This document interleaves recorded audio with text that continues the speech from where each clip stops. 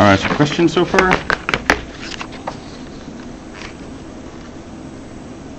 Let's look a little bit at how we can use these things to prove statements, and then we'll go ahead and have some fun with stuff.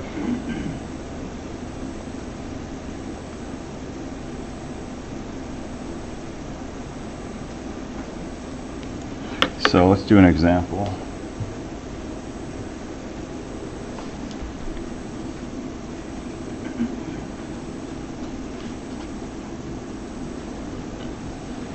So let's prove the following equivalency. The negation of P ORed with not P and Q is equivalent to not P ANDed with not Q.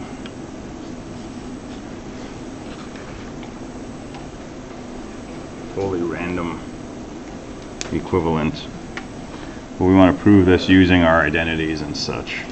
So again, we can't do things to both sides and get to something that both sides are equal and say we've proven it.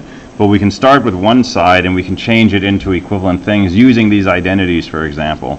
So let's do that. Let's start off with negation of the quantity P or the quantity not P and Q.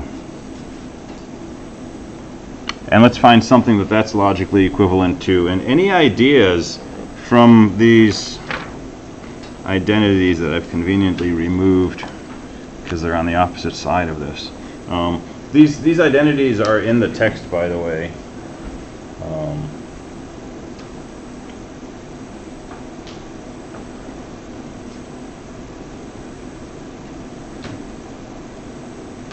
So page 58, we have commutative, associative, distributive, etc., including De Morgan's theorem. And so the book uses this double-headed arrow to show logical equivalence also. That's acceptable. So this left-hand side, negation of the quantity P or this other quantity, what could we change that into using some of our identities?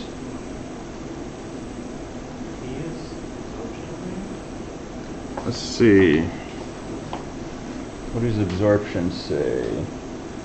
P ANDed with P or Q, or P ORed with P and Q. So we need the same thing inside and outside the parentheses. But we've actually got P ORed with not P. So I don't think absorption works yet. But this is how you do this. You just pick different rules and you see if it applies, right?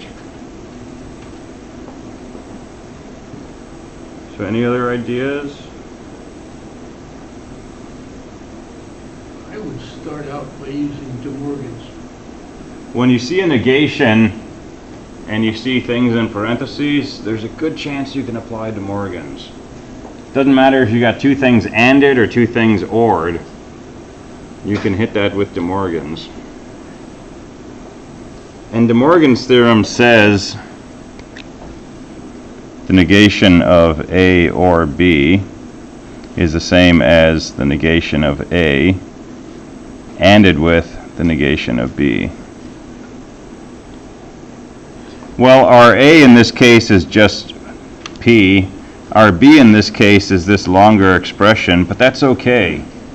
We're just going to do this one step at a time.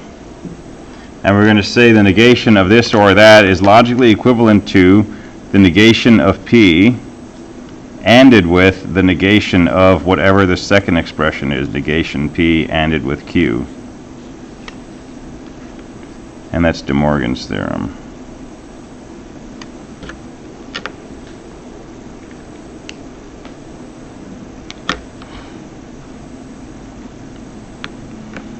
And you don't want to skip steps. Okay, you might see ways where you can take two negations and combine them into a non-negated expression, but do that in a separate step, because every step you do has to be justified. And all that De Morgan's theorem says is that if we have something in this form, we can write it in that form. And that's all we've done here. We put a negation around the P, put a negation around this, threw an AND in the middle. Okay, now if I wanted to be purely formal about this, what I could do is I could write this right-hand side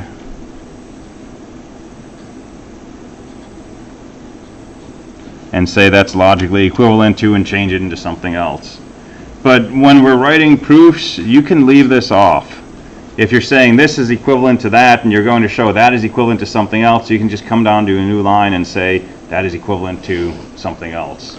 And you can just sort of keep writing down the things that are equivalent to this right-hand side. And it saves you half the writing. So this expression here, what can that be turned into?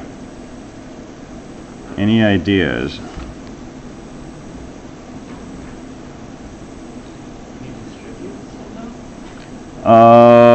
We could distribute if we didn't have that annoying negation right there. If it was just this ANDed with this, we could put that inside, definitely. But the negation kind of trips that up.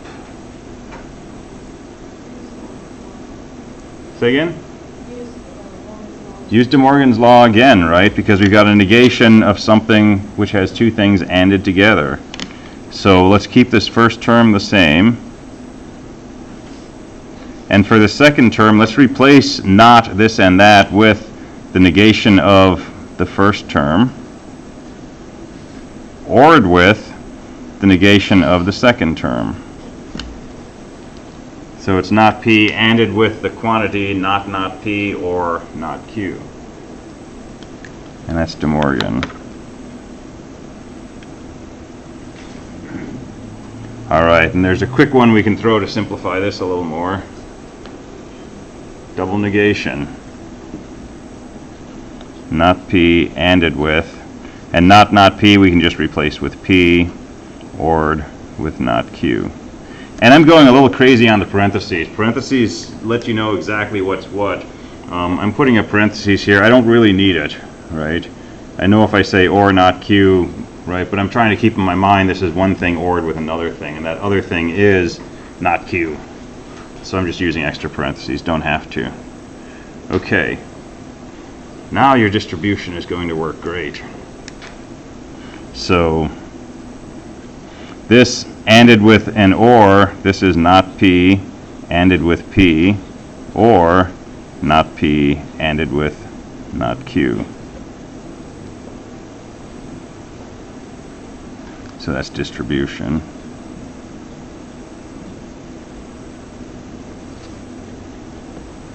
What can we do with that? Yeah, the left part of the OR is something we've got not P ANDed with P. Do we have a theorem about that? It's a fallacy. So there's this negation law that says P ANDed with not P is equivalent to false. It's a fallacy. Now, technically speaking, we don't have a logical law that says not P and P is false. Our law says P and not P. So if you're charging your customer by the hour, right, you can go ahead and say this is equivalent to P and not P, or not P and not Q, and that's commutativity.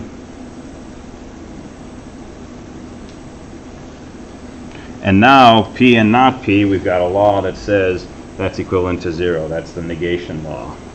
So this is logically equivalent to false or not P and not Q, and that's the negation law.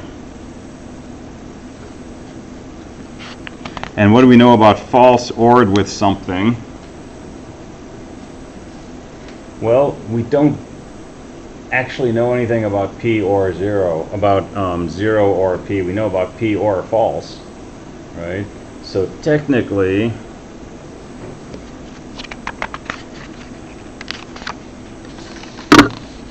we could apply commutativity again and say this is not P and not Q, ORed with false, and that's commutativity.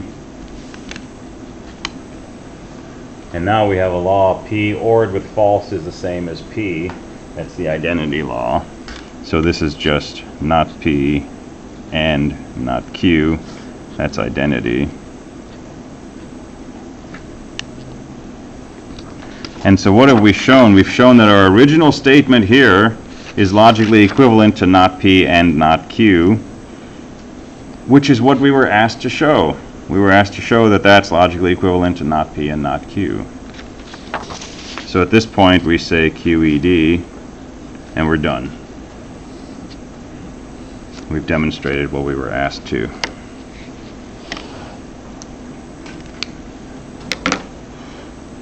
Now these extra flipping these things around to make it commutative, I'm not going to ask you to do that, especially on a test where you're time constrained.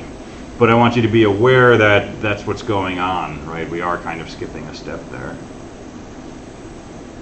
What I don't want you to do, for example, though, is when you use De Morgan's theorem up here, I want to see that this is not P, right? Before you go ahead and combine that into just P, right?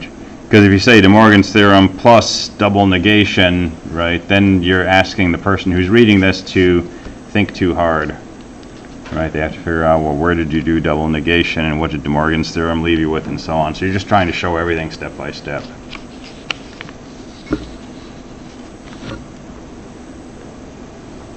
But switching around commutative, I can figure that one out.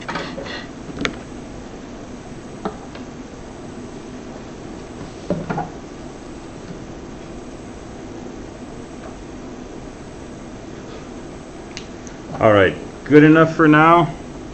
This is building up to the stuff we're going to do for another week or two. We're going to be doing all kinds of proofs, and this is sort of a first order. And most of the proofs we're doing will feel more inspired than just kind of a random expression that we just throw identities at. We'll be actually proving things like prove that if the square of a number is odd, then the number itself is odd. Or prove that all horses are the same color. We'll do that one later. But it's going to be this kind of mechanics underneath that's taking place.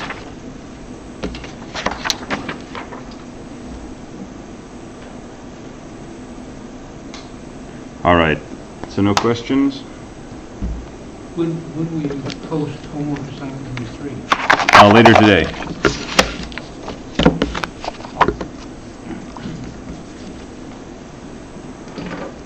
All right, so when we talked about Hilbert's Grand Hotel last week, we were talking about this idea of how big is a set. And we said we could describe the size of a set with these vertical bars, and we call this the cardinality of a set. So this is the cardinality of S. If S is finite, meaning it has a finite number of elements, cardinality S equals the number of elements in S. If S is infinite, that's not what cardinality means, because the number of elements is not a number. There's no number to describe how many integers there are. Right? Infinity is not a number. But it's more than a billion, it's more than a skrillion. There's no number that describes it. So if S is infinite, it gets weird. So this cardinality of Z is nominally how big the set of integers is. And we have a symbol for that, which is called aleph naught. I don't know how to spell naught, apparently. It's a much prettier symbol if someone who knows how to draw it draws it. But that's a symbol for the cardinality of the integers. And it turns out lots of things have the cardinality of the integers. The even numbers have the same cardinality. The integers with one more thing thrown into the set, the late student, has the same cardinality. The integers with another copy of the integers thrown in, the new people from the other hotel, has the same cardinality. It turns out the cardinality of the rational numbers is the same as the cardinality of the integers. And we can prove this pretty easily. So let's make a picture where we can demonstrate it. Bless you. Let's make a picture and put the integers along the top and put the integers down the vertical. And at each point in this picture, I'm going to make a fraction. So I'm going to call this m and this n, and I'm going to write the fraction m over n. So this corner up here is going to be 1 over 1. This is going to be 2 over 1, 3 over 1, 4 over 1, 5 over 1. This will be 1 half, 2 halves, 3 halves, 4 halves, and so on.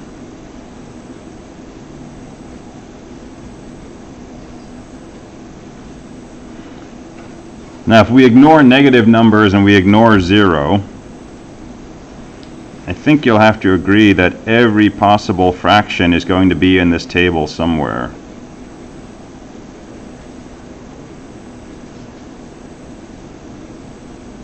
Does everybody agree with that?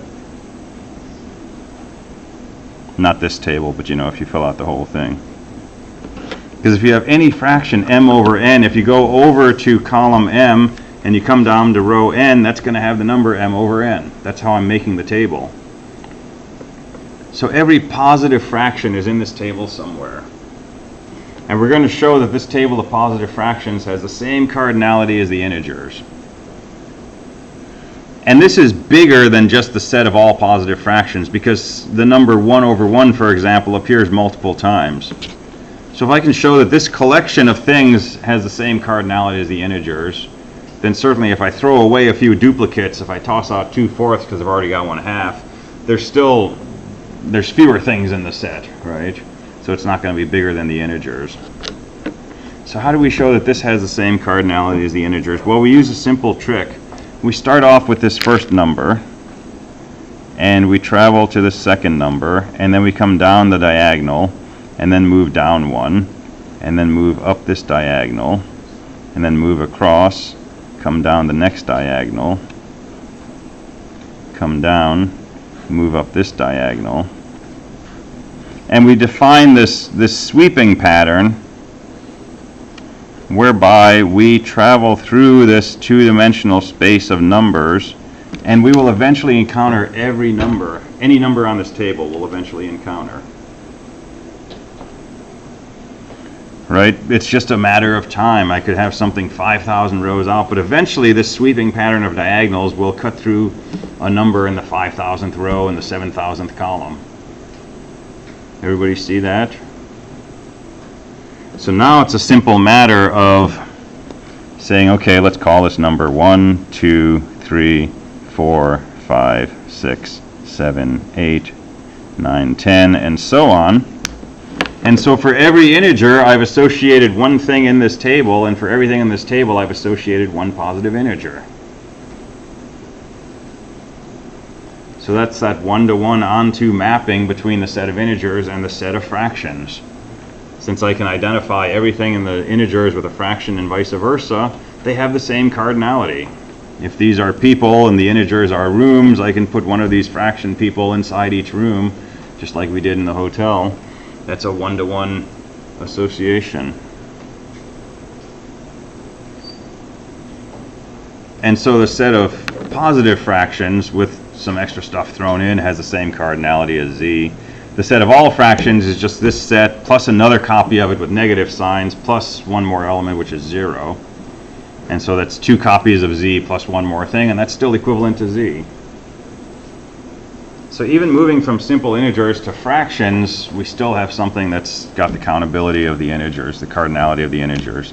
And we call these countable sets because if you can take a set and you can put it in an order so that you can count it, you can do exactly what we just did here. You can find this mapping between the elements of that set and the integers, and you've got the cardinality of z. So anything with cardinality aleph naught is called countable. The integers are countable, the evens are countable, the primes are countable, the rational numbers are countable. So let's find a non-countable set. And it turns out the real numbers are not countable. There's more real numbers than there are integers, in the sense that there's no way we can find a function that associates every integer with a real number and every real number with an integer. Right? It's not going to be a one-to-one onto mapping.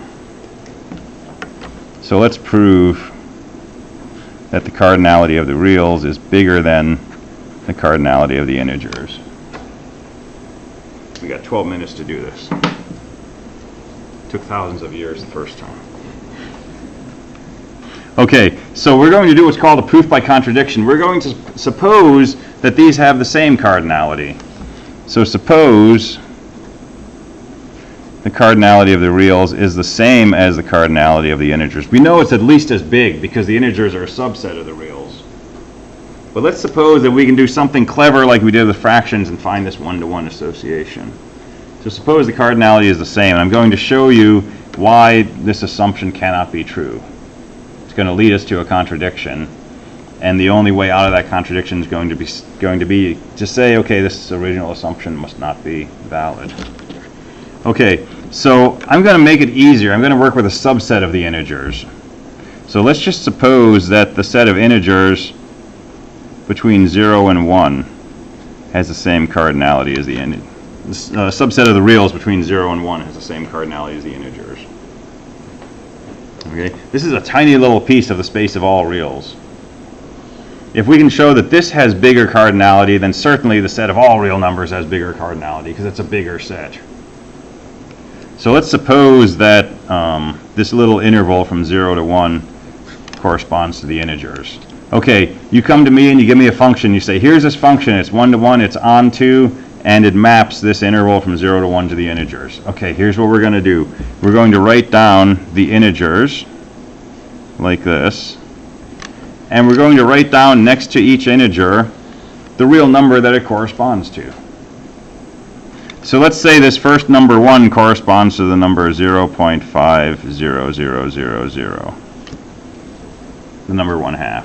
And let's say the number 2 corresponds to pi minus 3, 14159265, and so on.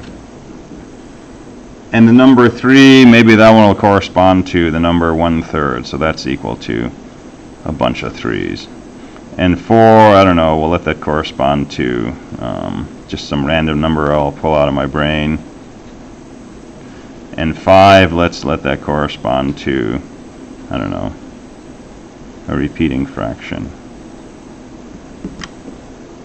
And so on. So you come to me with this function, you say, hey, I found this one-to-one mapping between the set of integers and the set of reals. So all these integers are going to be listed down here from 1 going up forever, and every real number between 0 and 1 is going to occur somewhere in this list. Right? If any number is not found in this list, then you don't have a valid mapping. It's not a surjective mapping. It's not onto the set of reals in this range. You're missing some stuff. Okay, you got the setup. So infinite table, all the integers over here, and every real number between 0 and 1, excluding 0, appears somewhere in this table. That's the claim, and I'm going to show you why that cannot be a valid claim.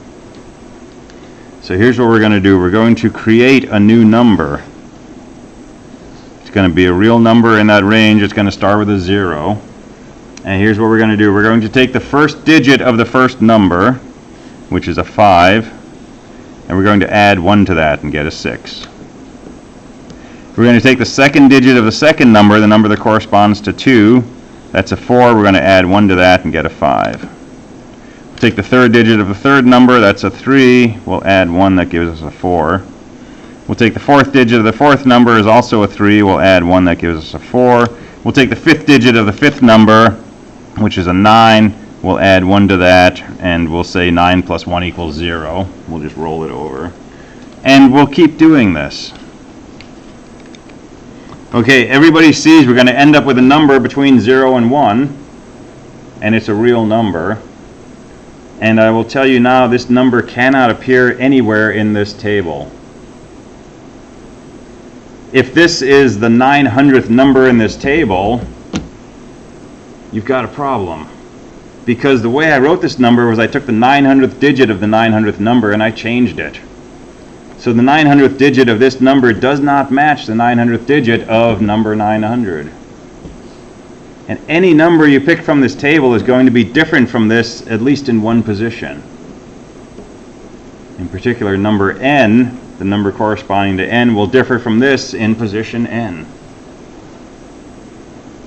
So no matter how cleverly you fill out this collection of real numbers, I can construct a new real number that's not going to be in your collection. Which means this is not a one-to-one onto mapping between the set of integers and the set of reals between 0 and 1. There's at least one number that you're missing. And it doesn't matter what your mapping is. So the conclusion is there is no mapping that's one-to-one and onto between the set of integers and the set of reals. And that forces us to conclude that the cardinality of this little tiny interval is strictly bigger than the cardinality of the integers. And the cardinality of the reals is at least as big as this, and so we can conclude the cardinality of the reals is strictly bigger.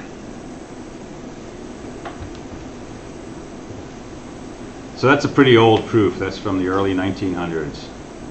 And it's something called Cantor's diagonalization proof. Diagonalization because we're moving along the diagonal of this set of numbers, and that's where we're twisting the knife, so to speak. That's where we're throwing the monkey wrench into the machinery. And diagonalization is a really powerful technique. It's a way where you kind of set things up just right, and then you do one little thing and you create chaos. So, classic Star Trek episode where these beings from Andromeda have taken over the Enterprise, and they decide they can overwhelm them with dislogic, because they're not used to like dealing with emotions and stuff. And so so Kirk, of course, goes up to the leader of this group and says, "Everything I say is a lie," and then he says, "Now I'm telling you a lie." And it's a kind of a paradox, right? Because if everything that you're saying is a lie, then your statement that you're saying a lie is false, which means you're telling the truth, but you're not allowed to tell the truth because everything you said was a lie. So your statement that everything was a lie must have been a lie, but then everything is a lie, and so on. And so they melt down and they get back control of the ship. And that's another form of diagonalization in some sense. You're doing a setup which is perfectly fine, but you're doing it with the intent of doing something like this that just uses that beautiful setup against itself, basically, and forces a contradiction.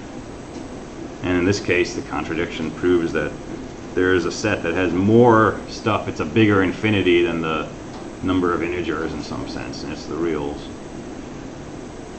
And then what we mentioned last Friday, there's a number called Aleph 1, which is the first infinite set that has cardinality strictly bigger than the integers. Aleph 0 is the size of the integers. Aleph 1 is the smallest set that's bigger than that. And the question is the cardinality of the reals equal to Aleph 1? That's the question of the continuum hypothesis, and that's the one that can't be shown to be true or false. But even without that kind of weirdness, there's some interesting implications of this. Can you write a program that prints out the number 1/3? You say print 0 and then print a period and then make a loop that says print a 3 forever. Just keep printing that. That'll print out 1/3. It'll never finish, but you know, that's okay. It's printing 1/3. You can write programs that print out the value of pi. There's algorithms that the longer you run it, the more digits it cranks out. If you want to see a good article, look up this article called Mountains of Pi. It was in the Times a number of years ago. It's about two Russian brothers in New York who started building supercomputers in their apartment and calculating pi. So you can calculate digits of pi, even though it never ends, right? You can calculate digits of the square root of 2. There are real numbers you cannot print out. And I can prove this to you really easily. So take a C program. Right? Curly bracket, closing curly bracket. It can have all kinds of stuff in it. The number of characters in a C program is finite.